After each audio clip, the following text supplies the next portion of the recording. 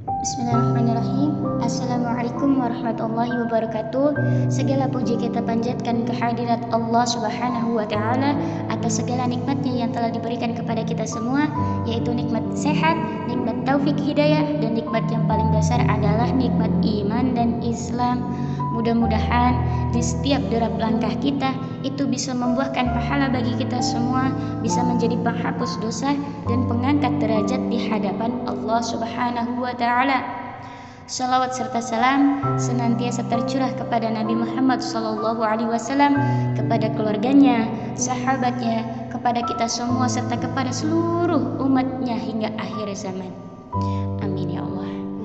Teman-teman sekalian, di antara nikmat agung yang diberikan oleh Allah kepada kita adalah nikmat lisan.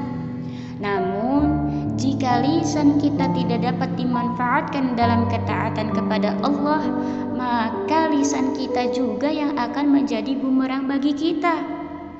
Jika nikmat lisan kita tidak dapat difungsikan dengan baik, tapi justru malah disalahgunakan untuk menggunjing sesama saudara, untuk memfitnah, berkata kasar, memaki, memecah belah, menyakiti hati sesama saudara dan lainnya, maka solusi yang paling tepat itu apa? Solusi yang paling tepat itu adalah diam. Solusi yang paling tepat itu adalah diam, sebagaimana perintah Rasulullah SAW. Barang siapa yang beriman kepada Allah dan hari akhir, maka hendaklah berbicara dengan baik atau diam. Sesungguhnya lidah atau lisan manusia itu lebih tajam daripada pedang. Bener nggak? Bener. Coba, siapa yang buat kerusakan di dunia ini? Itu kerusakan itu berawalnya dari apa? Dari omongan. Katanya si ini, terus dari orang itu nyampein lagi ke orang sebelahnya. Iya katanya, kata orang itunya nyampein lagi ke orang sebelahnya. Itu berbeda-beda tuh ngomongnya. Nah itu kenapa? Terus akhirnya yang paling terakhir yang nangkep informasi akhirnya marah. Dan akhirnya terjadi perselisihan. Itu karena apa awalnya? Karena omongan. Ya enggak? Akhirnya apa? Fitnah. Terus salah paham. Oleh karenanya dalam firman Allah, Quran surat Al-Baqarah ayat 217, dan ingatlah angkara fitnah itu lebih besar dosanya daripada pembunuhan.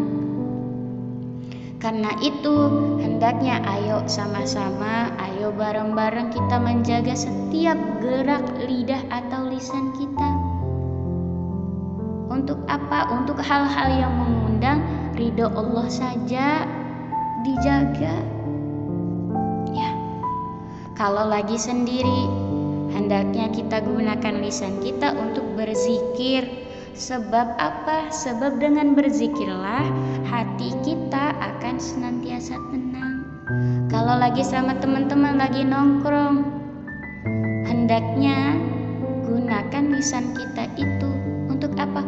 Untuk berkata-kata baik, untuk berkata-kata yang membuat manfaat bagi semuanya, agar lisan kita senantiasa membawa manfaat bagi diri kita dan bagi teman-teman kita atau bagi semua manusia. Oleh karenanya untuk memelihara lisan itu hendaknya direnungkan pula pesan Nabi Muhammad SAW yang tadi saya sampaikan, bahwa siapa yang beriman kepada Allah dan hari akhir, maka hendaklah dia berkata dengan perkataan yang baik atau diam. Hadis riwayat Bukhari. Udah, para remaja sekarang nih, pesan buat teman-teman semua yang masih remaja atau masih anak kecil atau semuanya lah. Pesannya, ayo mari diubah. Yang tadinya masih kalau lagi nongkrong masih ngomong yang sia-sia, masih ngomong perkataan yang kotor, sekarang mulai dikit demi sedikit mulai menjaga lisan kita. Mulai berkata dengan yang baik-baik aja, biar bawa manfaat bagi teman-teman kita. Ya kan? Gitu. Oleh karenanya begitu besarnya bahaya yang ditimbulkan lisan. Rasulullah Shallallahu Alaihi Wasallam itu mengajarkan umatnya agar apa? Agar menjaga lisan dengan cara diam. Tuh, pesan juga buat teman-teman sekalian, kalau belum bisa menjaga lisan kita, lebih baik diam. Jangan ngeluarin kata-kata yang sia-sia atau kata perkataan yang kotor. Sia-sia itu mah. Udah mengeluarin katanya gak pantas, gak dapet pahala, terus dicap sama orang-orang sekitarnya juga gak bener, ya kan, buruk. Jadi apa manfaatnya? Justru kitanya rugi, ya enggak? Rugi enggak kalau dicap, jangan sama si anak itu mah kayak gini pergaulannya, gak bener, suka ngomong kayak gini. Jelek gak nama kita? Jelek. Rugi enggak? Rugi. Coba kalau kita bisa memanage lisan kita, kalau lagi sama teman-teman tongkrongan, kita bicaranya yang baik-baik aja, dicapnya baik gak? Baik. Nanti kata masyarakatnya nih, si anak fulan itu mah orangnya baik. Kalau lagi sama teman-temannya nongkrong juga ngomongnya baik. Udah nang sok temenan sama si anak itu. Nah, manfaat nggak buat kita? Baik dan nama kita baik. Oleh karenanya, yuk bareng-bareng mulai dari sekarang kita perbaiki lisan kita. Kita manage lagi lisan kita untuk berkata yang baik-baik aja dan buang perkataan yang sia-sia.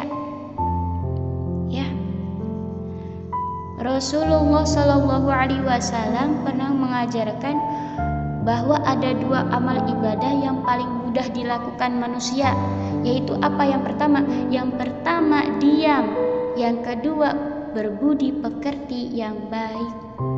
Rasulullah Shallallahu Alaihi Wasallam juga mengabarkan kebanyakan manusia itu masuk neraka disebabkan 2 hal. Yang pertama karena lisan, yang kedua karena kemaluan. Nah, tuh kan. Oleh karenanya para sahabat dan ulama terdahulu telah memberikan teladan tentang bagaimana menjaga lisan dari perkataan sia-sia dengan diam. Abu Bakar radhiyallahu an sampai meletakkan kerikil di dalam lisannya karena apa? Karena khawatir terlanjur mengeluarkan kata-kata tidak berguna. Adapun dalam Quran surat Al-Mu'minun ayat 1-3, Allah itu telah menjamin setiap manusia yang memelihara lisannya sebagai mereka yang beruntung. Sesungguhnya berjayalah orang yang beriman, yaitu mereka yang khusyuk dalam sholatnya dan mereka yang menjauhkan diri dari perbuatan serta perkataan sia-sia. Tuh, orang yang menjaga lisannya dari perkataan-perkataan yang sia-sia itu adalah orang-orang yang beruntung. Ya enggak? Oleh karenanya, ayo bareng-bareng kita semua belajar untuk berinteraksi dengan sesama manusia, untuk saling mengingatkan kedua firman Allah tersebut. Banyak orang yang merasa bangga dengan kemampuan lisannya yang begitu fasih berbicara, bahkan tak sedikit orang yang belajar khusus agar memiliki kemampuan berbicara yang bagus. Lisan itu memang karunia Allah yang demikian besar dan ia harus selalu disyukuri dengan sebenar-benarnya. Dan ia juga harus dirawat dengan sebenar-benarnya. Cara merawatnya bagaimana? Cara merawatnya adalah dengan menggunakan lisan untuk berbicara yang baik-baik aja. Atau kalau nggak bisa berbicara baik, ya udah diem. Ya, bukan dengan mengumbar pembicaraan semaunya sendiri atau mengumbar berbicara yang nggak pantas. Gitu ya. Orang yang banyak bicara Orang yang banyak bicara, bila tidak diimbangi dengan ilmu agama yang baik, akan banyak terjerumus ke dalam kesalahan. Karena itu, Allah dan Rasul-Nya memerintahkan agar kita lebih banyak diam. Atau kalaupun harus berbicara, maka dengan pembicaraan yang baik. Allah Subhanahu wa ta'ala berfirman, "Wahai orang-orang yang beriman, bertakwalah kalian kepada Allah dan katakanlah perkataan yang benar." Dalam surat apa? Surat Al-Ahzab ayat 70. Lisan kita atau lidah kita itu memang tak bertulang. Sekali engkau gerakan, sulit untuk dikembali pada posisi semula. Demikian bahayanya lisan, hingga Allah dan Rasul-Nya mengingatkan kita agar berhati-hati dalam menggunakannya. Dua orang yang berteman penuh keakraban itu bisa dipisahkan dengan lisan. Betul apa betul? Betul. Seorang bapak dan anak yang saling menyayangi dan menghormati pun bisa dipisahkan karena lisan. Apalagi suami istri yang saling mencintai dan saling menyayangi, itu juga bisa dipisahkan dengan cepat karena lisan. Ya, oleh karenanya sungguh betapa besar bahayanya lisan. Rasulullah Shallallahu Alaihi Wasallam bersabda, sesungguhnya seorang hamba berbicara dengan satu kalimat yang dibenci oleh Allah, yang dia tidak merenungi akibatnya, maka dia terjatuh dalam neraka jahanam. Hadis sahih, hadis riwayat Al-Bukhari nomor 6692. Nah, seperti itu. Ya, mungkin sekian saja yang dapat saya sampaikan. Semoga kita selalu diberi kemampuan oleh Allah untuk melaksanakan perintahnya dan perintah Rasul-Nya, dan diberi kemampuan untuk mengejar keutamaan tersebut. Mohon maaf bila dalam ceramah ini banyak kesalahan, mohon untuk dikoreksi. Saya Izzatu Safia Zulma, wabillahi taufiq wal hidayah. Wassalamualaikum warahmatullahi wabarakatuh.